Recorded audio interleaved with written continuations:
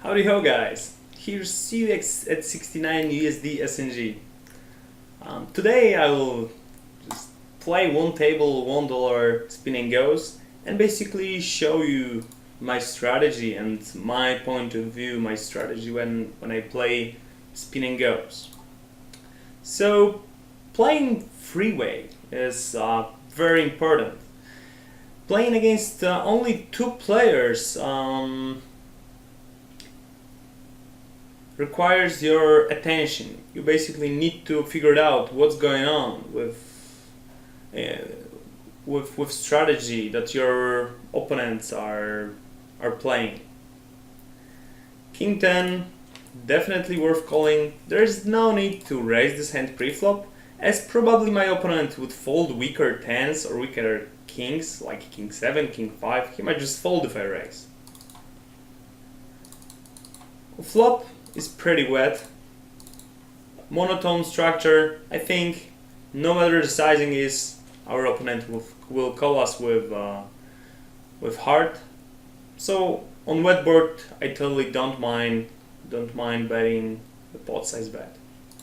King 5 is pretty weak hand, and against button opening range, so basically cards he's opening from the button, I think our King 5 plays terrible. Also, we should avoid situations to play without the initiative. So basically, we should avoid just calling pre-flop, especially out of position, because playing out of position won't give us information about our opponent's hand. For example, here I'm in position. Let me just call 5-6. If my opponent checks, I will know that basically he pretty often he will have card that isn't too great, and it's the same whenever we call whenever we play out of position. 5-7 suited, even if it looks great, it's still only 7 high, so we shouldn't really raise it, especially out of position. With gut shot, like with most hands, here it's worth betting. Playing pretty tight from the bottom. This is mainly because there are no antes on the table. So to make a profitable raise from the bottom, we need to win the pot pretty often, and as you can see, and as you know, you play pretty wide range of cards, so our opponents aren't folding too often, so basically raising won't give us any profit. 6 deuce definitely pretty bad card, so just open folding. And here button raises again, King Jack. Even if we are only on 15 blinds, definitely calling from the small blind. There are plenty of weaker cards that button could open. And even though he could open a hand like Jack 10 or King 10, this is an example why playing out of position and without initiative is pretty bad. Because here I missed, I need to fold. And I don't know if my opponent was better or worse than me. That's the example why we should call on small blind only the strongest cards, like King 10, like Queen 10, Jack 10, but not many cards besides that.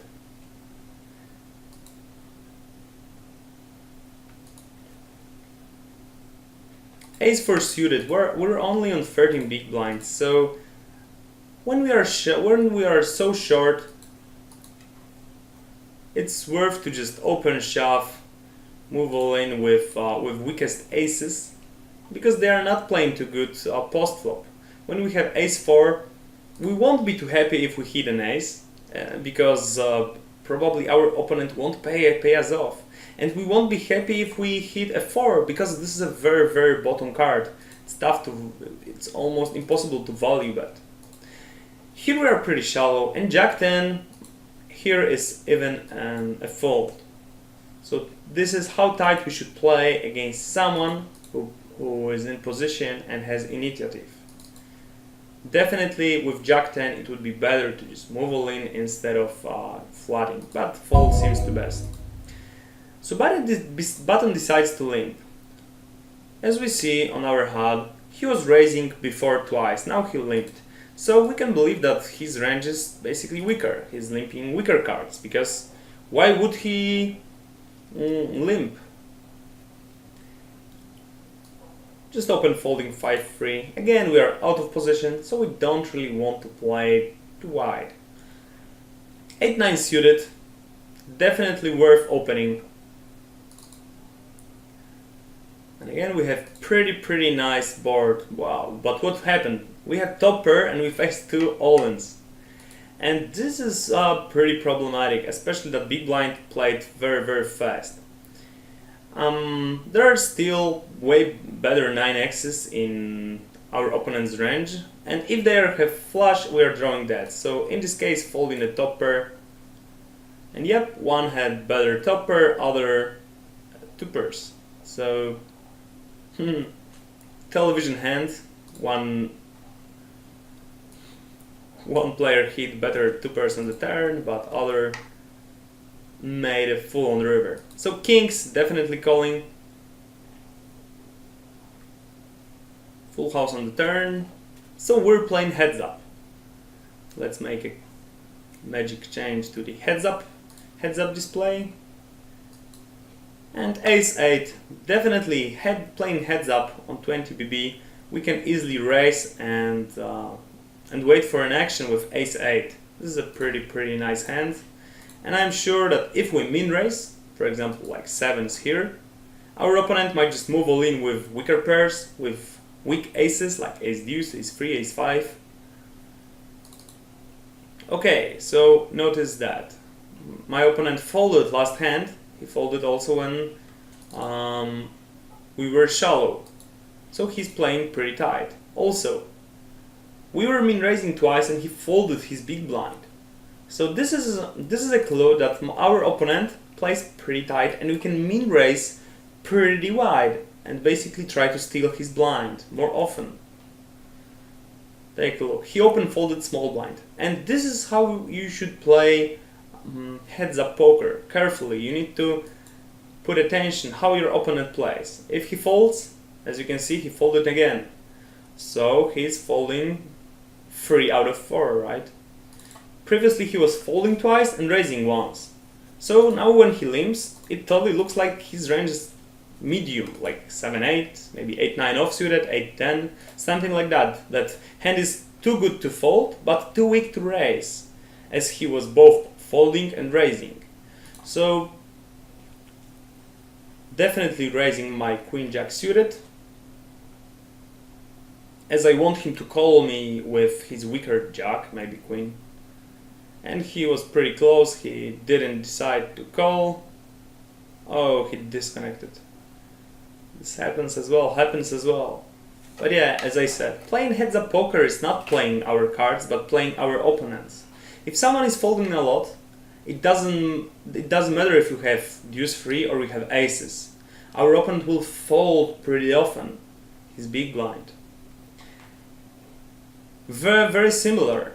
If our opponent is folding pretty often from his small blind, if he min raises, we should be pretty solid and fold hands like 5-7 or jack 7 against his min raise. Okay, so let's give him a second.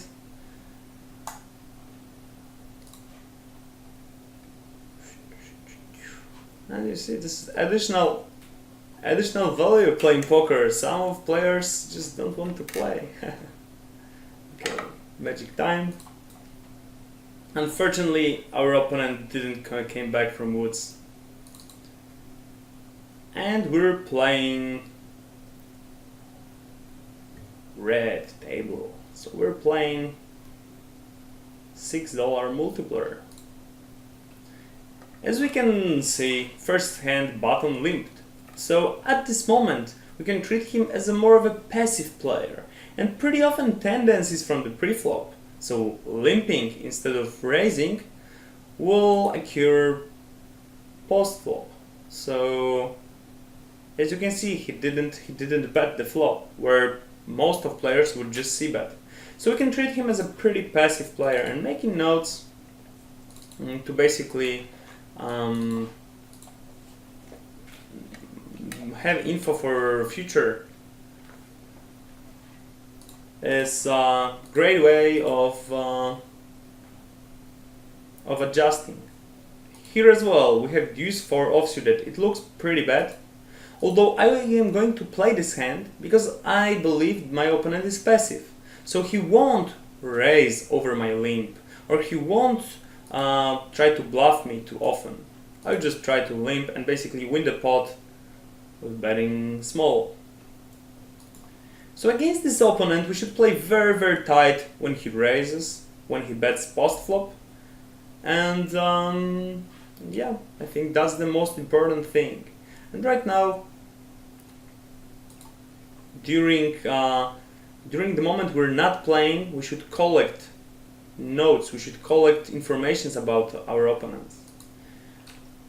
So aces, great start, button opens, definitely raising over with aces, not moving all in.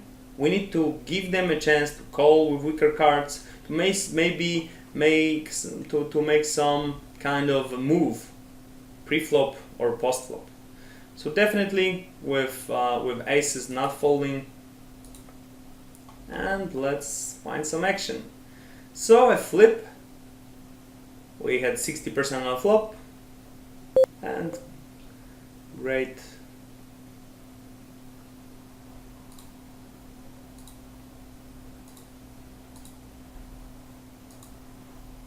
Raising with pocket sevens, and our opponent folded. Check it out, he raised a 3x.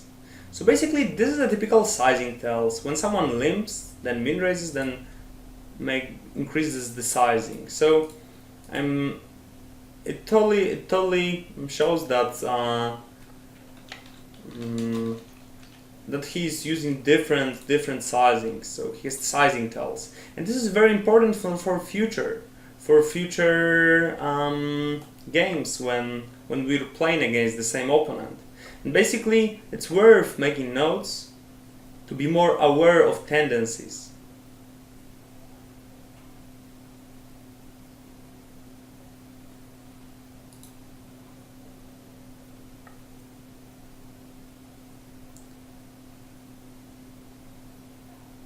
And that's a quick start of a heads up, and this is totally normal. This is none of these guys had a bad beat or good beat. This is how poker works. Sometimes you have better hand, sometimes you have worse hand. But in long run, if you would turn around hands for these guys, they would play exactly the same. So you shouldn't be mad about losing or winning this hand. This is totally normal. Second pair with a gut shot, definitely betting, especially we have great kicker, and also there are plenty of gut shots and draws, so second pair worth betting. And starting a heads up match, this is worth to min raise a ton at the beginning to see if our opponent isn't too passive, if isn't he folding too much. The same, we have initiative. We don't need to hit our hand, but our opponent needs to. So that's why I'm c-betting without any equity. We have some backdoor straight draws and overcard, but it doesn't matter, we still c-bet. But on the turn, we missed, so I'm totally okay when it comes to giving up. We missed the river, playing solid, and basically playing solid is the most important thing. 10-3. Our opponent didn't fold a hand against two min raises, so I'm totally okay with limping this hand. If he would have folded previously, I could min raise this hand. So this is what is all about playing heads up. adjusting to the tendencies of our opponent. And reading the HUD, heads up display. Our opponent folded 3 times in a row from small blind, but now he just limped. Still, I believe my queen 10 is ahead of limping range of my opponent. Second pair, great kicker, c-betting. If I would have a weaker kicker, I'm totally okay with checking. And here he instantly moved all in. And taking into account his tendencies that he was folding to c-bets, that he was open folding, I don't think he would move all in here with random card, especially that he did it instantly. So so I'm sure he would do it way more often with a top pair than with the second or third pair. Deuce 7, not folding any hand at the beginning of a heads up. We need to figure out how our opponent plays. Ace on the turn is a great card to bet again and basically put a pressure on weaker cards of our opponent. Betting 3/4 of a pot sounds great. And he calls again. So he didn't raise the flop, he didn't raise the turn, so I don't think he has a top pair or 2 pairs. And the river completes many cards, so it might be a great card to bluff.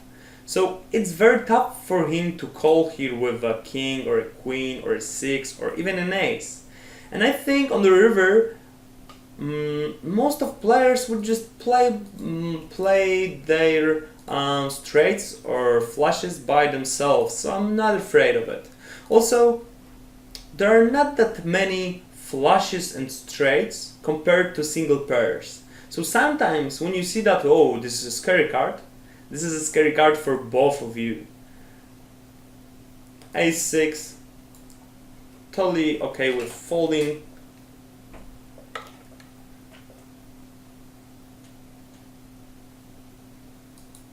We're on 15 big blinds and we're raising. So notice that our opponent didn't raise a hand. This is his first hand that he's raising. So we could just go for a call in this situation. If he would be raising way more often, moving all in with a weak ace is totally okay. But if someone is not raising at all, he was limping once and folding 4 times. So with what cards he's raising? Definitely with good ones. Min bet, so definitely calling our third pair, and he quickly checks the turn. We have a pair, so no point of betting. If we bet, nothing that beats us will fold, and nothing that we beat will call. So checking is totally okay. And worth seeing, ace 9 suited. So he showed up with ace 9 suited, and this is how basically reading the match and the heads up display gives us an edge and basically value how to play a hand. If we see that someone is not raising, we shouldn't put a pressure on him. If we see that someone plays pretty aggressive, we can adjust in the proper way.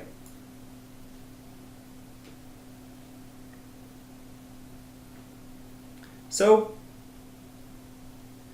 2 out of 4 times our opponent made a free bet. So we shouldn't basically raise cards that we don't want to call against his all-in, as it looks like definitely he likes to put a pressure on our raises. So with the weaker cards like deuce 8, I prefer to limp, and when he checks, just bet. Especially on paired boards, because if he wants to continue on king, king 6, he has to have a king, 6 or a flush draw.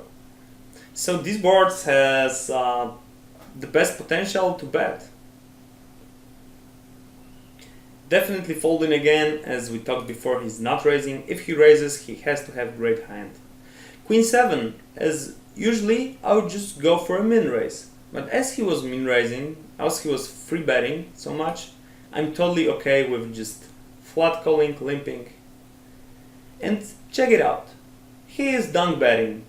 And so far, he was folding 4 out of 6.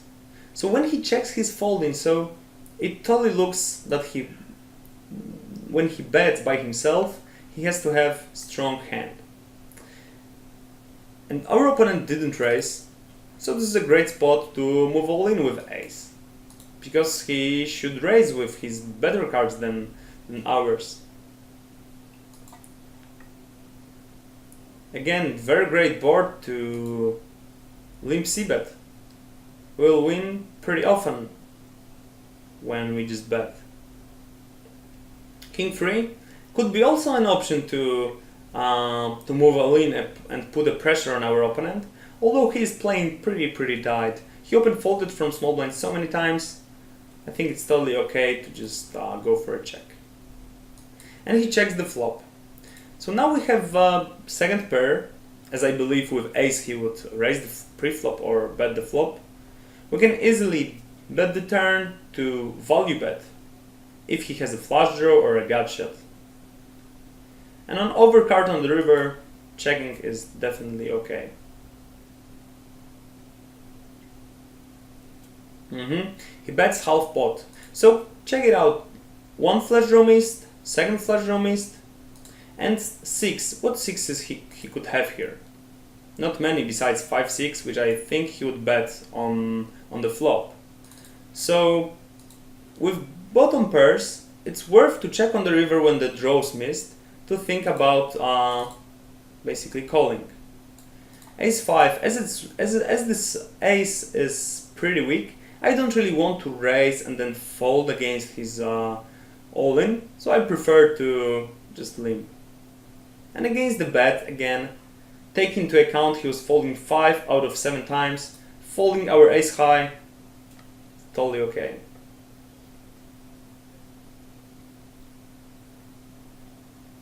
Free 4, even if it looks great, he's not raising at all, so against his high pocket pairs and aces, we don't have enough equity to call. 7-5 suited. So on lower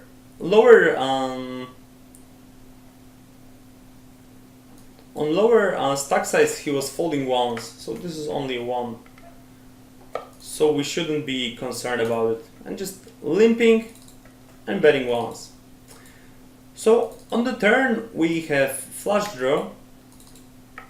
And he didn't raise us, so he has queen, 9, jack or 10 as this is a gut shot. So with a flush draw we can definitely bet again. He calls us quickly and the river is a 5. So right now we beat his jack or 10 if he had a gut shot, and I think we can easily hit the check button. And as we get shallower and shallower, we can easily move all in with suited kings if we are if we have less than 10 big blinds. The same with king jack.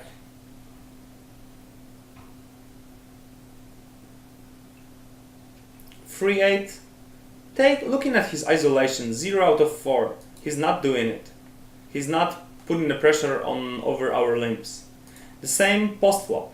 He is giving up against many c-bets. Moving all in with jack 10 below 10 big blinds, definitely okay. Limping 8-5 because of the reasons I mentioned previously. Even if it looks great, our opponent moves all in mainly with better cards than ours. And we are on 8 big blinds, so we're pretty shallow. On a shallow stack we can move all in with 5-7, because as you saw pre-flop we had 40% even against ace 8. So it doesn't need to be better always, because pre-flop he might fold pretty often, and fold equity gives us additional winnings when he folds, and when he calls we still have pretty okay 40%, so we're almost flipping. So yeah, Thank you very much, guys. I hope you liked this episode, and good luck at the tables.